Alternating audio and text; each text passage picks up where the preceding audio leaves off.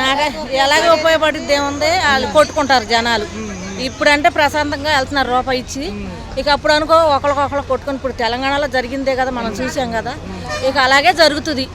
మాకైతే అసలు బస్సులు ఫ్రీ అని మాకేమో ఇష్టం లేదు. రాయితీ ఇస్తే సరిపోయేది అంటారు, ఛార్జీలు తగ్గించి. ఛార్జీలు తగ్గి ఛార్జీలు తగ్గించి అయితే అదొక రకంగా ఉంటుంది. కానీ ఫ్రీ బస్సులను పెట్టి కొట్టుకొని ఆడవాళ్ళు జుట్లు పట్టు కొట్టుకుంటారు. అదైతే మాకైతే నచ్చట్లేదండి. వ్యాపారం చేసుకునే సన్నకారు వ్యాపారస్తులు కానివ్వండి, మహిళలు ఈ గంపల మీద వీటి మీద పళ్ళు పలహారాలు అమ్ముకునే వాళ్ళు కానీ వాళ్ళకి ఉపయోగం, ప్యాసింజర్కి ఉపయోగం ఉండదు కదా. వాళ్ళు ఏంటి ఫ్రీ అనేటప్పటికి వాళ్ళు ప్రతిదీ వేసుకొచ్చేసి ఎక్కేస్తారు. ముందు వచ్చిన వాళ్ళు కూర్చుంటారు, వెనకొచ్చిన వాళ్ళు నుంచుంటారు. ఇక వాళ్ళు కొట్టుకొని గొడవలు ఆడవాళ్ళు కొట్టుకుంటారు. జూన్ 12కి సంవత్సర పరిపాలన అవుతుందని చెప్పి వింతంతు ఒంటరి మహిళల పెన్షన్ 1,00,000 పెన్షన్లు కొత్తయి, తల్లికి వందనం చెప్పారు కదా. దాంతోపాటు రైతులకు పెట్టుబడి సాయం వీటితో పాటు ఇది కూడా ప్రకటిస్తామంటున్నారు. మంచి పరిణామమైనా లేదా ఊరినే తిరిగే వాళ్ళు ఎక్కువ అవుతారు? ఊరినే తిరిగే వాళ్ళే ఎక్కువ అవుతారు మాకు తెలిసి. అంటే ఫ్రీ అనేటప్పటికి ఏముంది, మామూలుగా ఏ బోవర్స్ అంతా ఉంటారు కదా, వాళ్ళు ఏముంది తిరుగుతూ ఉంటారు. ఈ ఆడవాళ్ళకి ఇబ్బంది అవుతుంది అప్పుడు. ఎందుకంటే మగవాళ్ళు అన్నవాళ్ళు తిన్నగా ఉండరు కదా, దాని గురించి ఆడవాళ్ళు ఇబ్బంది పడతారు. అది నాకైతే ఫ్రీ బస్ అంటే మాకైతే ఇష్టం లేదు. హైదరాబాద్లో కూడా ఇలా కూరగాయలు కొంటాకనో లేకపోతే అదనో ఇదనో ఇప్పుడు ప్రతి చాటకి వెళ్ళాలన్నా ఆ బస్సు ఎక్కాలి. ఇప్పుడు 10 నిమిషాలు 10 అడుగులు నడవాలన్నా బస్సు ఎక్కుతారు అవసరం అయితే. ఏంటంటే ఫ్రీ బస్సే కదా. దీనివల్ల ఆటో కార్మికులకి ఎంతవరకు ఇబ్బంది? ఆటో వాళ్ళకి ఇబ్బంది, చాలా ఇబ్బంది అయింది. వాళ్ళ భార్య బిడ్డలు బతకాలి కదా. మరి మనం ఫ్రీగా వెళ్తాము, వాళ్ళ భార్య బిడ్డలు బతకొద్దా? వాళ్ళ గురించి కూడా మనం ఆలోచించుకోవాలి. నాకైతే మరి ఇదైతే నాకు నచ్చట్లేదు. అంటే మళ్ళీ భారం పడి రేట్లు పెంచి మగవారికి ఇబ్బంది అవుతుంది ఇబ్బంది అవుతుంది అంటున్నారు. బాగానే ఉంది. ఆడవాళ్ళు ఇబ్బంది పడతారుగా, ప్రతి ఒక్క ఆడవాళ్ళు ఇబ్బంది పడతారు. ముసలోళ్ళు ఉంటారండి, ఇప్పుడు బస్సు ఫ్రీ అనేటప్పుడు తోసుకొని ఎక్కుతారు. అదే ఒక్కొక్కరు వయసు మించిన వాళ్ళు ఉంటారు కదా, మరి వాళ్ళు వయసు మించిన వాళ్ళు ఎలా ఎక్కగలరు? ఎక్కలేరు కదా. వాళ్ళకి ఎంత రిస్క్ అవుతుంది. ఇప్పుడు అదే ఛార్జీలు అయితే ఈ బస్సు కాదు ఇంకో బస్సు అని ఎక్కుతూ ఉంటాం. అదే ఫ్రీ బస్సుగా ఆ బస్సు ఎప్పటికి వస్తుందో రాదో అని ముందు వచ్చింది ఈ బస్సు అని ఎగబడి ఎక్కేస్తారు కదా. అలాంటి ముసలి కూడా ఇబ్బందిగా ఉంటుంది. చూసుకున్నట్లయితే రాష్ట్ర ప్రభుత్వం ప్రవేశపెట్టే మహిళలకు ఉచిత బస్సు ప్రయాణం ఎలా ఉండబోతుంది? నిజంగా వర్కింగ్ ఉమెన్స్ పనులకు వెళ్ళే వాళ్ళు ఉపయోగించుకుంటే బాగానే ఉంటుంది. కానీ గవర్నమెంట్ ఇంకా అది అమల్లోకి తీసుకురాలేదు కదా.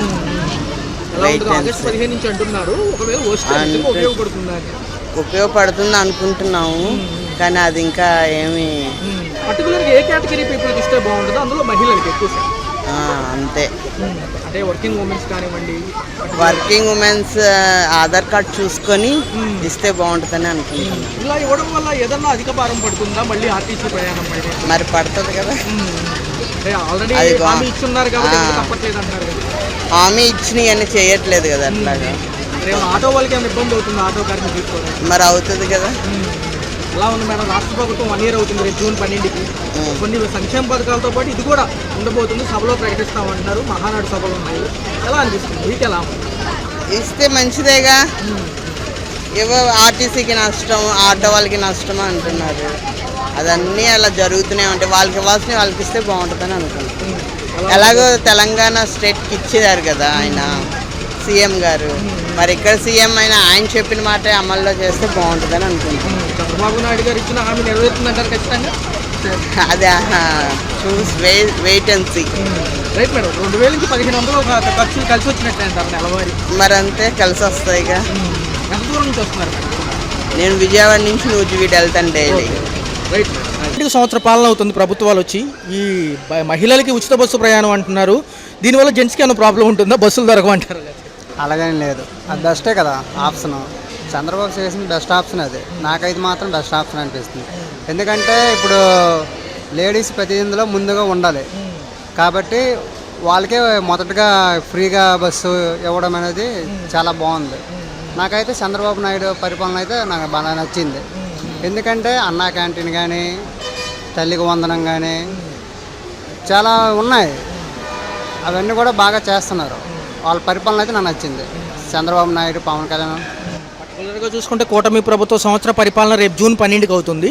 దాంతోపాటు తల్లికి వందనం పథకం, రైతులకు పెట్టుబడి సాయం, ఒంటరు వితంతు మహిళలకు పెన్షను, దాంతోపాటు ఏంటంటే గ్యాస్ సిలిండర్లు 3టికి ఒకేసారి ముందే ఈ సంవత్సరం డబ్బులు ఇస్తానంటుంది 1 year పాటు. ఎలా అనిపిస్తుంది? బాగా ఉంది సార్.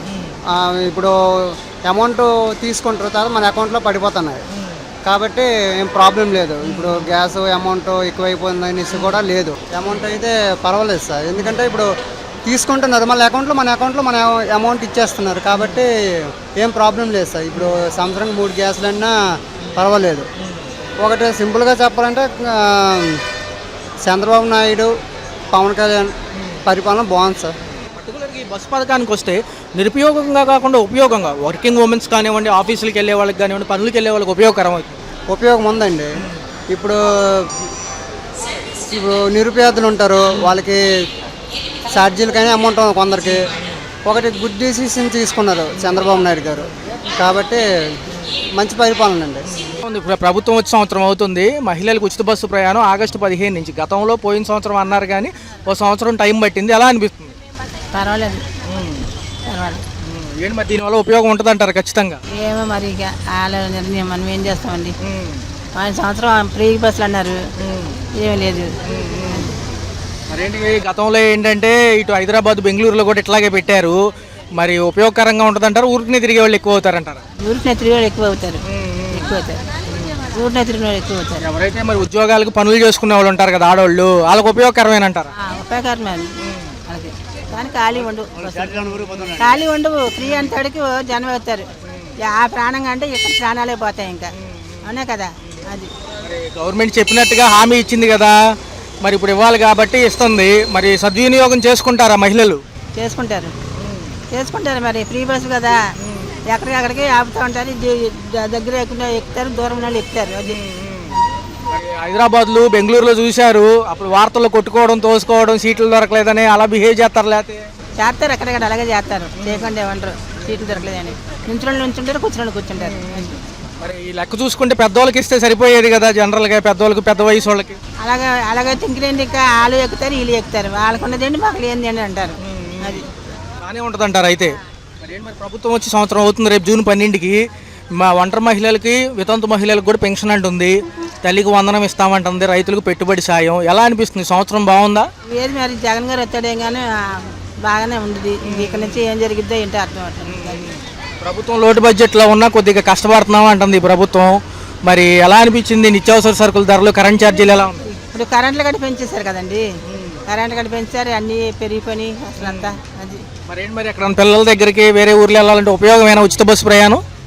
ఉపయోగమే మరి. అది ఎక్కడి నుంచి వస్తున్నారు సుమారు? జంక్షన్ నుంచి. పేరేంటి? దుర్గా, మరపాకు దుర్గా. మరి రేపు ఉచిత బస్సు అయితే కనుక పెద్దవాళ్ళకి ఆధార్ కార్డుల మీద కూర్చోబెడతారు కదా, ఇబ్బంది ఉండదు అంటారా? ఇబ్బంది ఉంటుంది, ఉండకుండా ఉండదు. ఇబ్బంది ఉంటుంది, ఇబ్బంది లేకుండా ఉండదు. అంత ఫ్రీగా ఏమి వండం కదా అండి. అది అయితే కొంచెం ఉపయోగకరమే. ఉపయోగకరమే.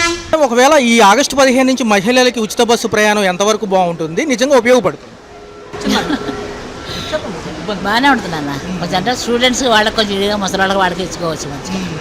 సంవత్సర పరిపాలన రేపు జూన్ 12 అవడంతో ఇది కూడా ప్రవేశపెడతామంటుంది. గతంలో చెప్పారు, అయితే కొద్దిగా వ్యవధి తీసుకున్నారు ఒక సంవత్సరం పాటు. ఎలా అనిపిస్తుంది? వచ్చిందాక నమ్మకం లేదు, రావాలి కదా. మొదలైతే కానీ అప్పుడు చెప్పలేము.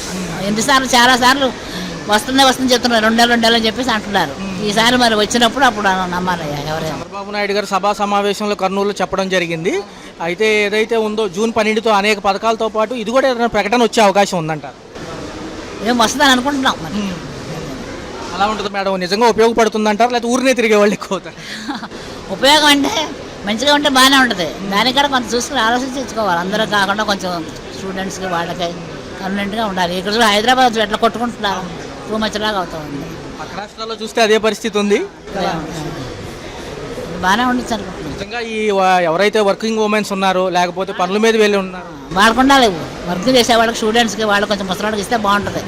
మిగిలిన వాళ్ళు ఏముంది పర్వాలేదు, కానీ అలాంటి వాళ్ళకి ఇస్తే మంచిగా ఉంటుంది. ఇప్పుడేమో అంతకుముందు రాష్ట్రాలకు అన్నారు, ఇప్పుడేం జిల్లాలు అంటున్నారు, జిల్లాల మధ్యలోనే ఉంటుంది అంటున్నారు. ఎలా అనిపిస్తుంది? నిజంగా మహిళల కంటే కొంచెం ఉపశమనమైన ఖర్చుల వారీగా అయినా కానివ్వండి, రోజువారీ పనులకు వెళ్ళే వాళ్ళకి వాళ్ళు బాగానే ఉంటుంది. కానీ అనవసరంగా షాపింగ్కి అట్లా తిరిగే వాళ్ళకి వేస్ట్. అది ఉందని చెప్పేసి అటెళ్ళి ఇటెళ్ళి బస్సులో అని చెప్పేసి అట్లా వెళ్ళకూడదు. వాళ్ళు తెలుసుకోవాలి. ఆడవాళ్ళైనా పని చేసేవాడు, చదువుకునే వాళ్ళు, వాళ్ళకి కన్వీనియంట్ కాబట్టి వాళ్ళు బాగుంటుంది. జాబ్ చేసేవాళ్ళు, ఇంట్లో వాళ్ళు ఏముందో ఏమీ లేకుండా అక్కడ ఊరికి షాపింగ్ అని ఫ్రీ బస్ అని చెప్పేసి తిరుగుతూ ఉంటారు. అది వేస్ట్. అది చూసుకుని వాళ్ళు ఏం చేస్తారు.